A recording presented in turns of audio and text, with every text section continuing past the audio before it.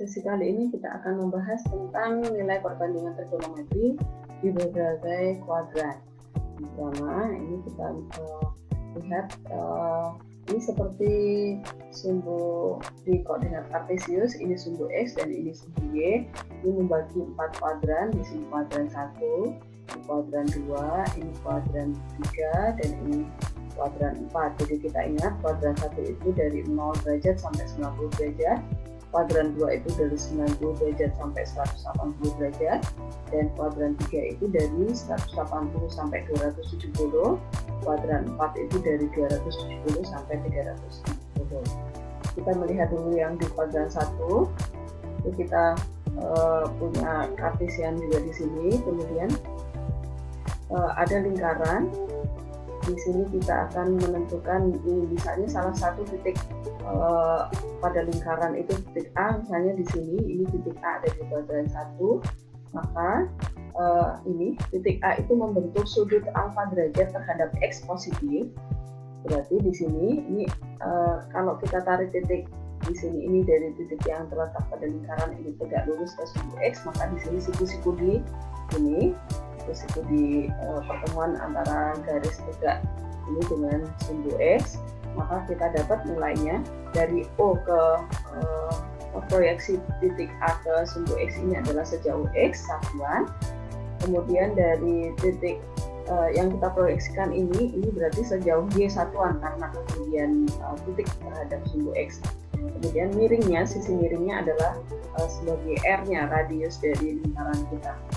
Nah, dari sini maka kita dapat perbandingan trigonometrinya yang sin A, sin alfa itu adalah sin. Kita ingat lagi sin itu adalah depan per miring, berarti Y per R. Kemudian cosnya, cos alfa adalah samping per miring, berarti X per R. Kemudian tannya adalah depan per samping, berarti Y per X. Nah, karena ini ada di kuadran 1 semua, maka nilai X, Y-nya itu pasti positif. R itu pasti selalu positif karena dia radius.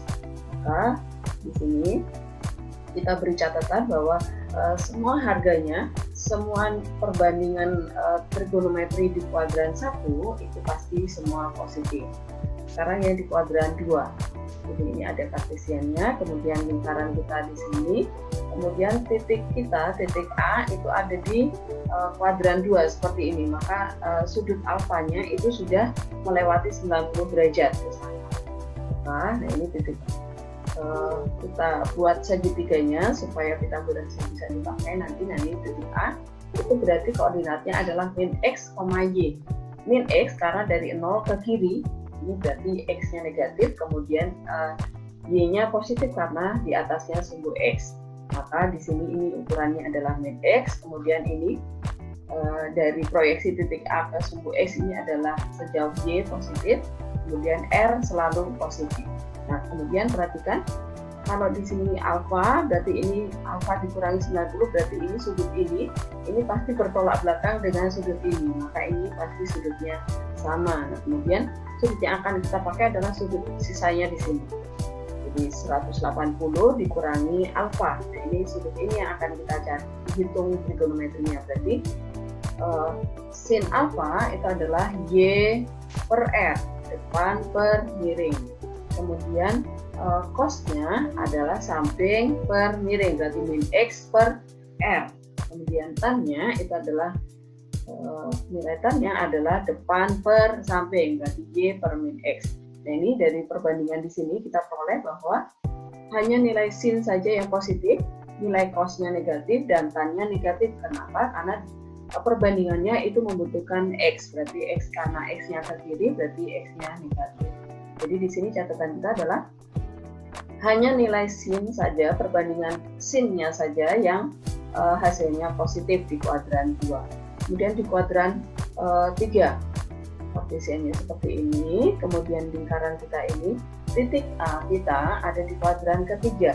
Nah, seperti ini, berarti alfanya adalah sejauh ini, dia sudah memutar lebih dari 180 derajat. Nah, ini titik A adalah koordinatnya min X, min Y karena ada di X negatif sebelah kiri dan Y negatif ada di sebelah bawah sumbu X. Maka di sini kita ukurannya ini R selalu positif.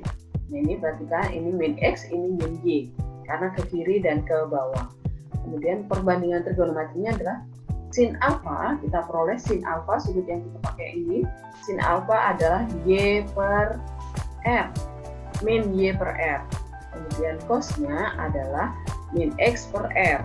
Kemudian tan alfanya adalah min Y per min X, karena min dibagi min jadi positif. Maka catatan kita ini adalah hanya nilai tan yang positif, sin dan cos negatif karena di sini min dibagi min jadi cos. Nah, ini catatan kita hanya nilai tan yang berharga positif di kuadran 3. Kemudian di kuadran 4 lingkaran kita seperti ini, kemudian titik kita ada di kuadran keempat di sini.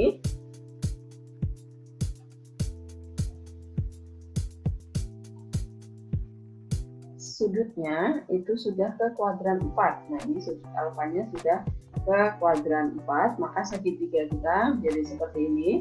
Ini sudutnya, titik A-nya ada di sini. Karena X-nya sudah ke arah positif, berarti X-nya positif, kemudian Y-nya negatif karena masih di bawah sumbu X, maka ukurannya adalah di sini X positif, Y-nya negatif, R selalu positif. Maka perbandingan trigonometrinya yang pertama, sin alfa adalah sin alfa itu berarti depan per miring, berarti depannya adalah Y, miringnya adalah R. Kemudian cosnya, cos alfa adalah samping per miring, X per R. Kemudian tannya adalah depan per samping, berarti Y per X. Nah dari sini kita dapat harga perbandingan yang positif. Harga yang positif adalah hanya nilai cos alfanya. Kemudian sin dan tan itu berharga negatif. Maka catatan kita adalah hanya cos saja yang positif di kuadran 4. Jadi kita ingat lagi kuadran 1 semuanya positif. Kuadran 2 hanya sin yang positif. Kuadran 3 hanya tan yang positif. Kuadran 4 hanya cos yang positif. Sekarang kita ke contoh soal. Contoh yang pertama, misalkan diketahui yang A, misalkan diketahui titik A itu koordinatnya min 12,5 dan sudut XOA itu adalah sebesar alfa, tentukanlah nilai sin alfa dan tan alfa. Jadi pertama-tama kita gambar dulu letak koordinat titik A-nya. Nah, karena X sama dengan min 12, Y sama dengan 5, maka titik A itu terletak di kuadran 2. Nah seperti ini di kuadran 2, kuadran satunya sedikit saja karena kita tidak membutuhkan kuadran 1, 3, dan 4, berarti besar. Berilah space yang lebar di kuadran 2. Nah ini min 12 ke kiri, kemudian 0,5 berarti ke arah atas. Nah ini titik A di sana. Dan kita bentuk segitiga siku-sikunya, pasti siku-siku di sini. Kemudian kita letakkan ukurannya. Nah ini alfanya sejauh seperti ini. Ini berarti ini ukurannya 5, ini min 12. Berarti sisi miringnya kita cari dulu. Berarti R adalah akar dari min 12 kuadrat ditambah 5 kuadrat. Jadinya akar dari 169 adalah 13. Berarti ukuran ini adalah 13 satuan. Nah kalau ukurannya sudah dapat semua, berarti kita bisa menentukan nilai sin alfa dan tan alfa. Berarti sin alfa itu adalah 5 per 13, depan per miring. Kemudian tan alfa, tan itu adalah depan per samping, berarti 5 per min 12. Nah ini tan alfa. Di kuadran 2 tannya bernilai negatif, sinnya bernilai positif. Nah sekarang contoh yang B. Misalkan diketahui titik B itu 15, min 8 dan sudut XOB itu adalah theta. Tentukanlah nilai cos theta dan tan theta. Ini kita gambar dulu. Titik B koordinatnya berada di kuadran 4. Kenapa? Karena X-nya positif, Y-nya negatif. Nah ini kita gambar dulu. Jadi 15 ke kanan, kemudian ke bawah 8. Kita gambar segitiganya. Ini harusnya theta, karena ini maunya theta. Kemudian ukurannya di sini ini min 8, ini 15. Berarti sisi miringnya kita hitung lagi. sisi miringnya adalah 17. Nah, ukurannya sudah dapat, sisi miringnya 17. Kemudian baru kita tentukan nilai cos theta. Nilai cos theta itu adalah cos theta itu adalah 15/17 samping per miring. Kemudian tan theta itu adalah depan per samping, berarti min 8/17. Nah, ini perhatikan kuadran 4. Di kuadran 4 itu hanya cos yang harganya positif, tan bernilai negatif. Kemudian contoh yang kedua. Contoh yang kedua yang A, diketahui cos theta adalah min 4/5 dengan theta itu ada di sekitar 90 derajat sampai 180 derajat. Tentukanlah nilai dari cosec theta dan cot theta. Ini perhatikan. Maka kita gambar dulu. Jadi karena diketahui tetanya berada di kuadran, ini kuadran 2 karena 90 sampai 180. Ini. Kemudian karena cos theta itu adalah min 4/5, nilainya adalah min x per r, kuadran 2 itu berarti x yang negatif, kemudian r selalu positif, berarti minnya ini miliknya 4, berarti nilai x-nya adalah 4, kemudian r-nya adalah 5. Nah, ini kita gambar dulu. Ini x-nya min 4, kemudian r-nya 5, berarti kita butuh menghitung sisi di depannya sudut. Kita hitung pakai Pythagoras, karena sisi siku-siku salah satu siku yang mau dicari, berarti rumus Pythagorasnya adalah akar dari sisi miring kuadrat dikurangi sisi siku-siku yang satunya dikuadratin. Nah, seperti ini. Sisi depan adalah y, berarti sama dengan akar dari 25 kuadrat dikurangi 16 kuadrat, jadinya akar 9 adalah 3, berarti sisi ini adalah 3. Karena ukurannya sudah lengkap semua, berarti kita bisa menghitung menentukan nilai cosec theta dan cot theta. Cosec theta itu adalah kebalikannya dari sin theta. Ini harusnya theta ya, salah ketik di sini, ini bukan alfa tetapi theta. Cosec itu adalah kebalikan sin itu adalah sin adalah depan per miring, karena dia cosec itu kebalikannya berarti jadi miring per depan, jadi 5/3. Kemudian cot itu adalah kebalikannya tan.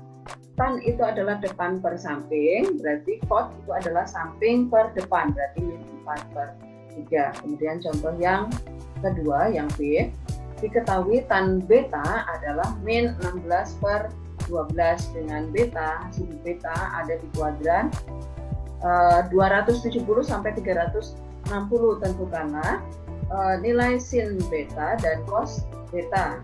Maka penyelesaiannya ini berarti di kuadran 4 betanya. Maka tan beta adalah min 16/12. Tan itu adalah depan per samping. Karena di kuadran 4 itu ke arah x positif, berarti yang negatif ini minnya adalah miliknya y. Berarti y-nya adalah min 4 dan x-nya 3. Kemudian kita gambar dulu. Nah, ini seperti ini ukurannya. Y-nya min 4, kemudian x-nya 3. Ini sudut beta harusnya, bukan alfa. Ini sudut beta. Kemudian sisi miringnya belum ada, berarti kita hitung dulu. Berarti R sama dengan akar 25, berarti menjadi 5. Kemudian setelah miringnya dapat, kemudian kita bisa menentukan nilai sin beta dan cos beta. Berarti dapat sin beta itu adalah sin depan per miring, berarti min 4/5. Kemudian cos beta, cos itu adalah samping per miring, berarti 3/5. Nah, ini perhatikan kuadran 4, cosnya positif, sinnya negatif. Sekian sesi kali ini, semoga bermanfaat.